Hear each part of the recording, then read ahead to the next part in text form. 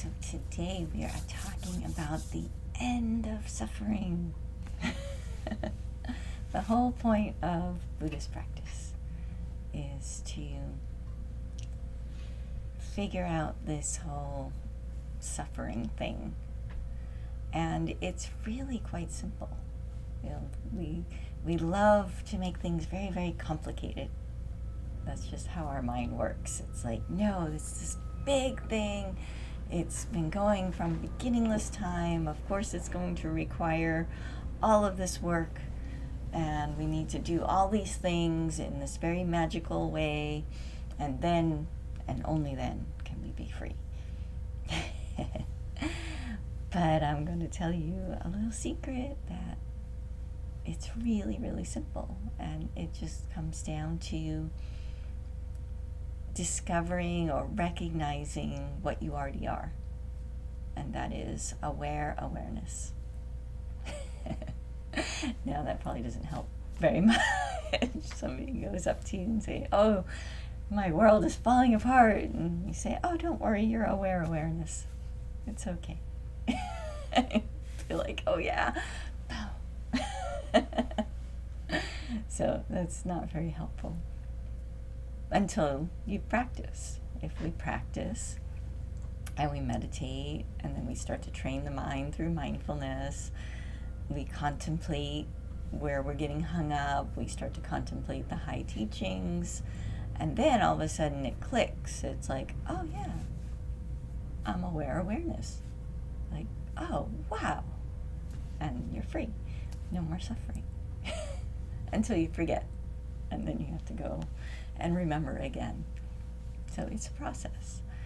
But let's kind of dig a little deeper and look at the what and the how is happening when we go into this forgetting, this suffering that so many people experience.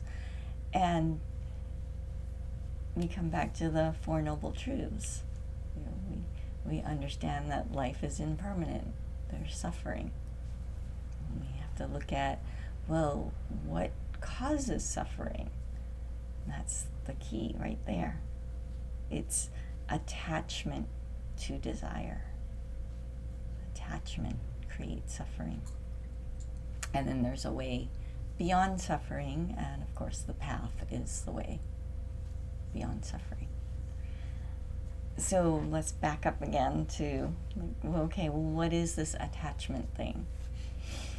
That's the part of us that insists that something be a particular way.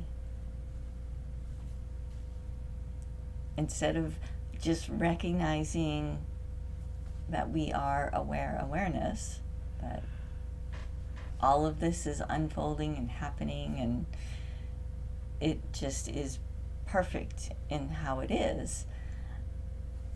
In our ego mind, in our sense of self that has created this identity that is separate from awareness, like even in our language we say I am aware, and that right there has separated us from aware awareness. We are both the verb and the noun, subject and object, but we separate. And so that right there creates the ground from which attachment springs. Now we decide that, well, it should be this way, even though it's staring you in the face like, no, it's that way. And you're like, but no, it should be this way. And we create this mental idea that it's either right or wrong. And if everything is going according to us right, then we feel pleasure. We feel satisfaction. We're like, okay, yep, all is cool. But even when everything is going right, there's still this undercurrent of worry. of like, well, it's all going right now, but what about tomorrow? Or, oh, what about them? Or, this other person is, maybe they're not okay. And then so now we have introduced that separation, and then that level of attachment of saying, no, I want it this way. It's this way right now. I have my sunshine and my palm trees and everything's perfect, and it has to stay this way forever. And then of course today it's cloudy and little raindrops are coming, so now we're like, oh, it's ruined, and we enter into suffering. So it really is that simple. But like I said, we make it very, very complicated because our minds are habitual. We like to create this sense of continuity, even though if we look at it from one aspect, everything's happening all at once. And then our little human minds are like, wait, no. I can't look at all that. That's like, makes my head hurt. So instead we look at our human body, like, oh, I've got this form, and we see that it started off one way and then it progressed, it grew up, grew into this adult form, and then it's going to grow old, and then it will die. And we know this because we've seen other people, happen to other people. So now we've got a linear continuity in order to organize our mind. And we see everything changing all the time, but there's that little part of us that's like, no, I like it like this, and I think it should stay that way. And then something happens that we don't like, and we're like, I don't want that to happen. Both of those are just attachments. Whether we are attracted or repulsed. Either when we accept something totally or we reject it totally. Those are both fall under attachment. And so this is where it can get a little tricky, because we have to pay attention to what our mind is doing. It's very simple concept to understand that, okay, I can end my suffering by just not being attached.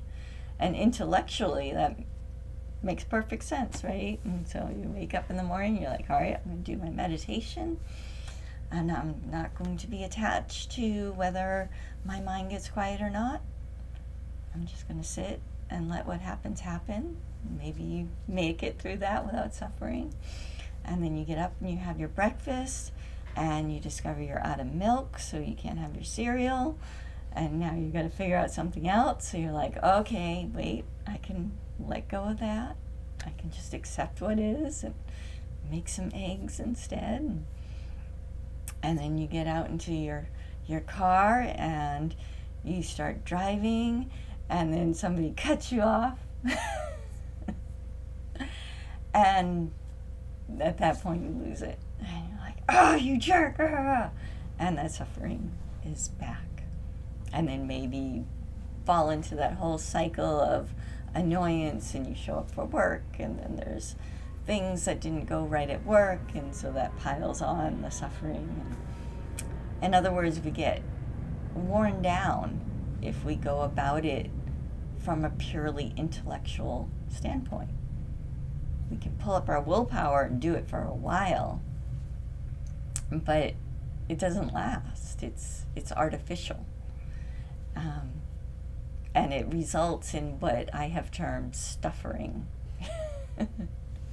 where we take our suffering, because we're spiritual people and we're not supposed to be suffering because we know better, right? We know this attachment stuff causes problems, creates suffering. So I know better, so therefore I'm not going to suffer anymore. And then we use our willpower to stay above it all, and then it gets heavier and heavier, and so we just stuff it down, stuff. And then we put the plastic smile on. We're like, everything's okay. I'm not suffering. And And meanwhile, you're getting poked and poked and poked. Life is poking and poking until all of a sudden one day, explode. Inevitable result of suffering. So I do not recommend suffering. Just accept that you're suffering. It's like, oh, I'm suffering right now. Because that is the key to starting to neutralize your attachments. Is again remembering, recognizing that you are awareness. And again, it's very simple, but we like to make it complicated. We think that we have to go in, and when we find one of these habitual patterns that we get stuck in and we struggle with, and we know we've gone through this thought pattern before, and so we think there's something that we need to resolve because we need it to make sense, right? we need to understand, why do we have to suffer like that? And oh, it was their fault. Or it was my fault. Or it was society's fault. And all that might be true. But in this moment, there's just awareness. There's just awareness. So when we catch ourselves suffering, if we admit that, oh, I'm kind of suffering right now. I'm not feeling, so aligned. Now, this doesn't mean pleasure or pain.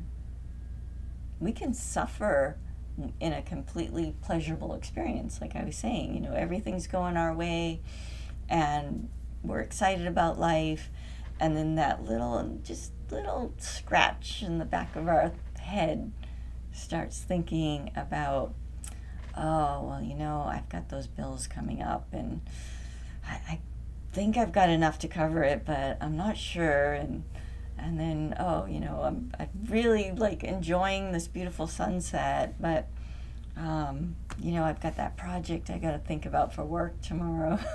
And so, like I said, we can be having this full-on pleasurable experience and then still be suffering.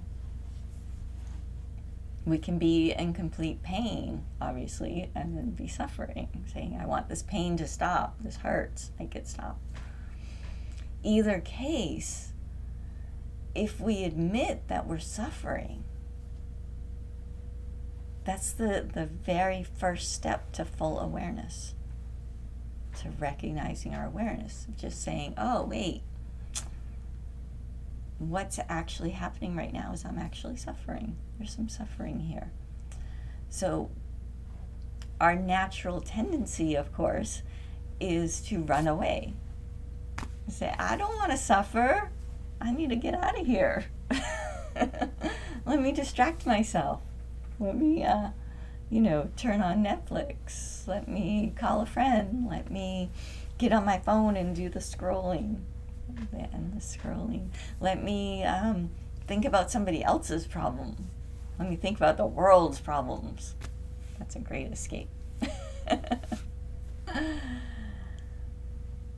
But if we can resist that indulgence and just look at what that we're suffering. Say, oh, I'm suffering right now. What is that about? This is where it gets tricky, because like I said, the mind likes to complicate things. So all we need to do is look at the suffering, the fact that we're suffering, and look at what is actually happening in this moment, and rest ourselves in the awareness of that moment. That's all. But what you'll probably do, most people do, is they look at the fact that they're suffering and they turn it into a story. They turn it into a whole big thing where they then indulge in that suffering story. And it turns into this entire rabbit hole that we go down. We're like, oh, I'm suffering, and oh, I've suffered for so long, and I've had this suffering before, and my mother had this suffering, my grandfather had this suffering, the suffering goes back generations, and oh, this suffering is so heavy, and we create, like I said, this whole story around the suffering, and then, well, maybe I should be suffering, and we justify the suffering, and now we become the martyr. And we tell everybody, oh, I'm suffering so badly, but it's okay because I should be. But you're still stuck in the suffering. So it's the same thing. We have to pull ourselves back and simply be aware of the awareness of suffering.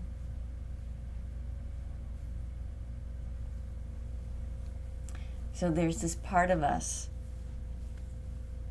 that's likes to divvy up, compartmentalize. Ultimately, we're just, like I said, awareness. It's very simple. But our mind likes to complicate things, so it creates this judge, what I call the judge, the person or the being inside of you that is judging, this is good, this is bad, this is safe, that's dangerous, I want this, I don't want that, you're deserving, you are not. Good kitty cat, bad kitty cat. I just got some kittens, so my life is all about cats right now. And so it's, a lot of people spend a lot of time in this section of judgment.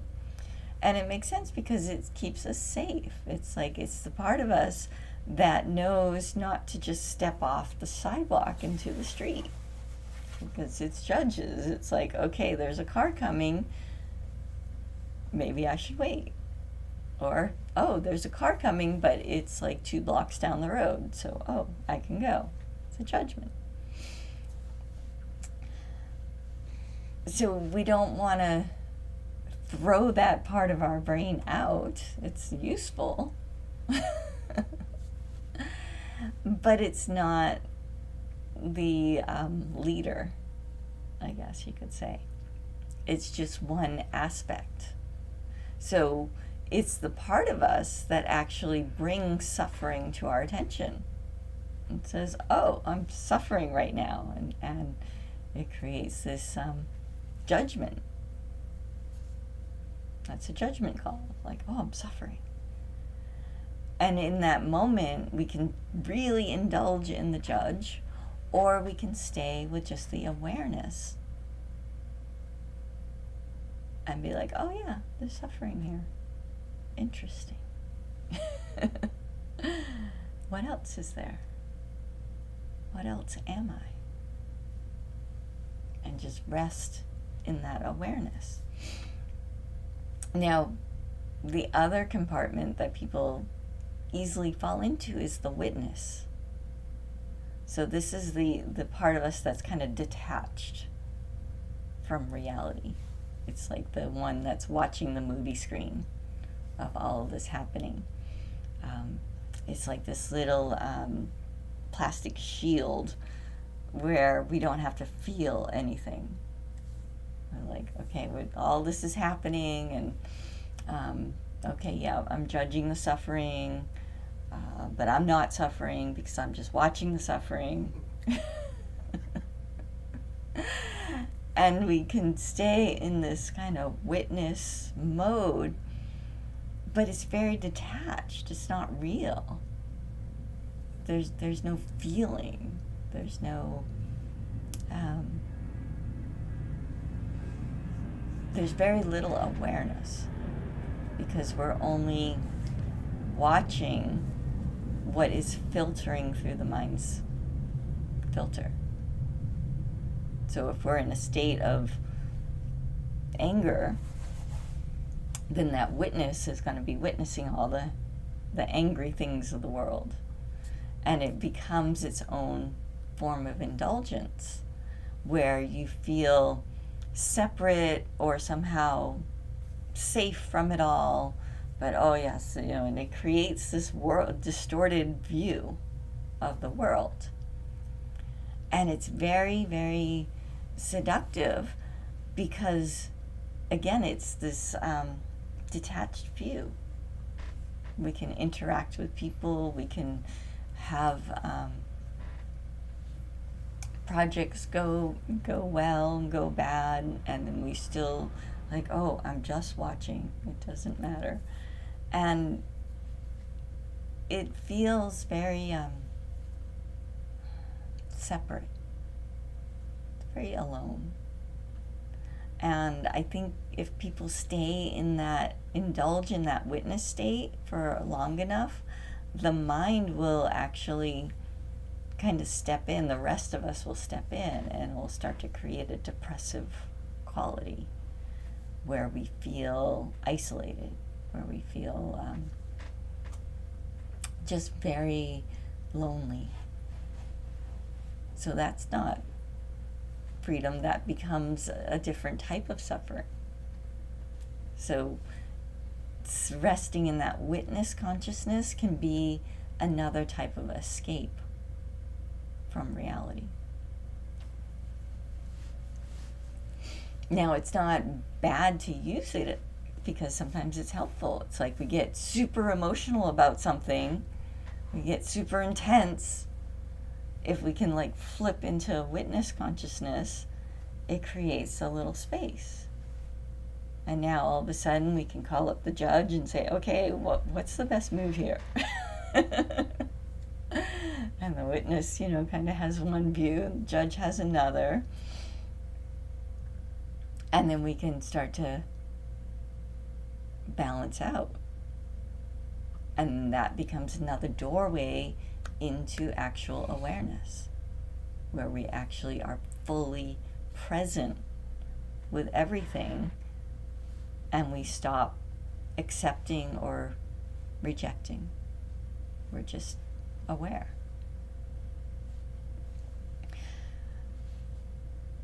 So we do this as part of our practice.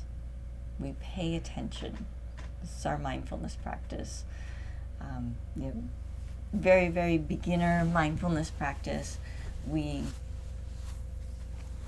cultivate the positive states of beauty and gratitude.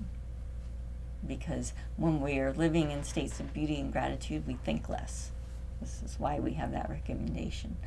But when we're ready, we start to take our mindfulness practice another step further into actually looking at these attachments that show up. We start to actually pay attention when the suffering arises, and instead of just batting it out, which is good practice, like I said, that's a good way to start to train the mind.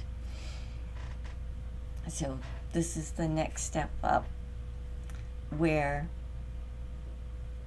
the suffering arises, and instead of immediately pushing it out, we take a moment and look at it fully, without recoiling, without running towards it, without trying to escape into the judge or the witness. We just stay present with it. And that can be really scary. Because all these different stories come up, all these different avenues of escape suddenly appear, and they look really tempting. They're like, oh, I want to go. Like, all of a sudden, I want to eat an entire carton of ice cream. All of a sudden, I really just want to go for a run through the forest.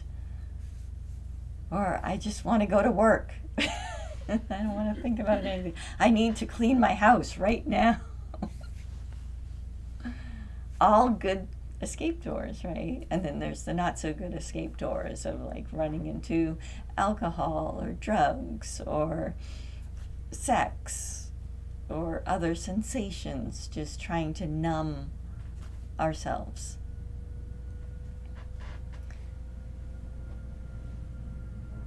But if we cannot take any of the escape doors, this magical thing happens. We become aware of the attachment itself.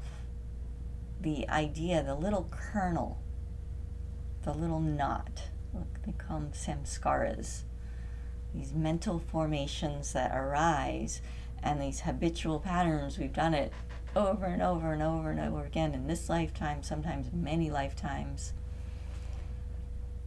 And it actually ties a little knot in your mind. And there'll be a trigger, and every time that trigger happens, this knot comes up. And then it just creates all this suffering, this attachment. We freeze in this like, I don't want this. Or I really want that and I can't quite get it. But if we can stay with it, the light of our awareness literally burns that knot away. It just melts it.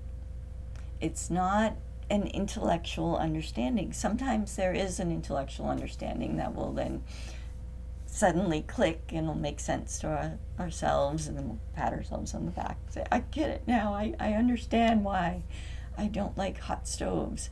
It's because every time I touch a hot stove, I burn my finger.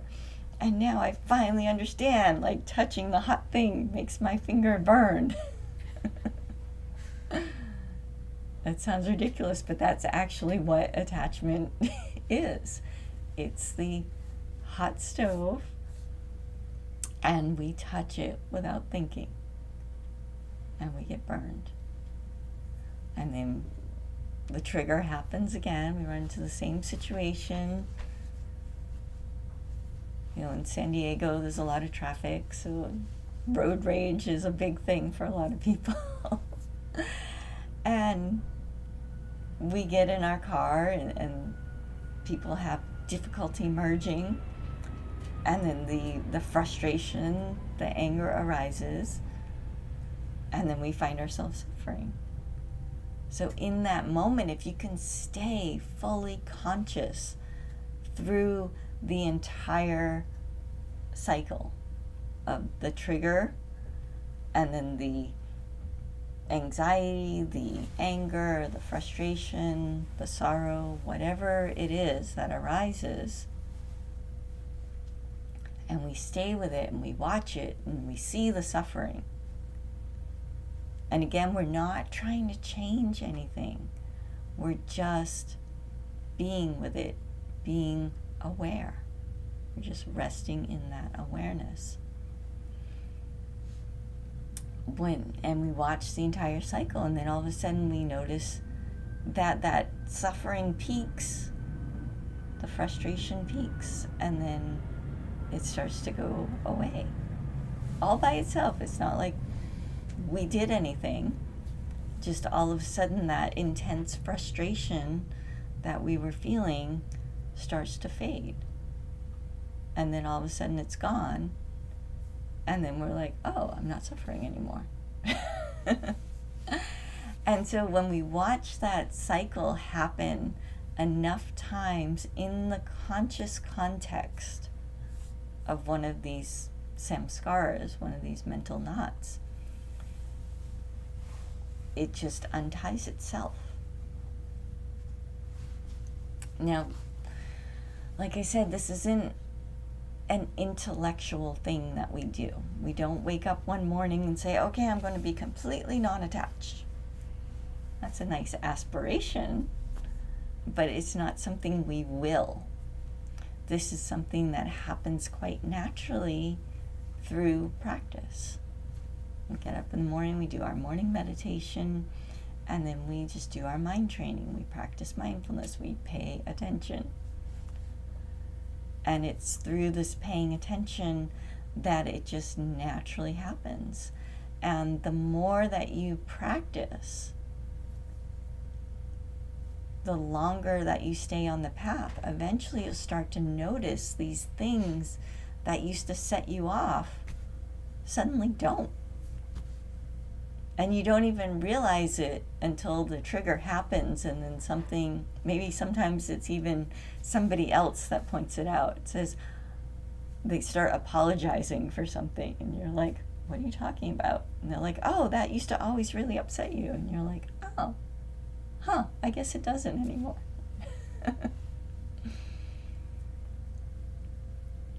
This is why keeping a journal can be inspirational, because if we write down what our mind states are, just what we did, what we struggled with on a particular day, doesn't have to be a whole book, although I'm a writer, so yes, write lots of books. I love it when people write. But if you just jot down a few notes about what your life is like at a particular time, and you keep a journal for 6 months, a year, a few years, and then go back and flip through it once in a while. That way you'll see how much you have grown, how much your awareness has become more conscious, how much you have remembered of your own awareness. So this neutralizing of attachments isn't a force of will. It's not something that we just decide and we're going to do it. It's just this very gentle, natural thing that happens as an outgrowth of the path. So I encourage you, just pay attention. Don't complicate it.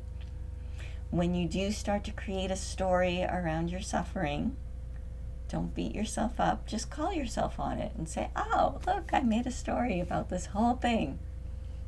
Let me look at my story. And now let me look at what's actually happening in the room where my body is right now. And what is it that I need to do right now? And we start to trust this greater awareness that we are even more, instead of getting upset. I'll tell you a little tiny short story and then we'll meditate. But even just this morning, so I'm leaving the house with my husband. He's got this paper bag full of recycling and steps out the door and the bag rips. Big mess. And so in the 10 seconds it took me to help him clean it up, that delayed me long enough. So when I was driving down, I got in the Jeep and started driving down my hill, and my street is very narrow when the cars park on both sides, and it's a hill, a multi-stage hill, so there's a lot of blind spots.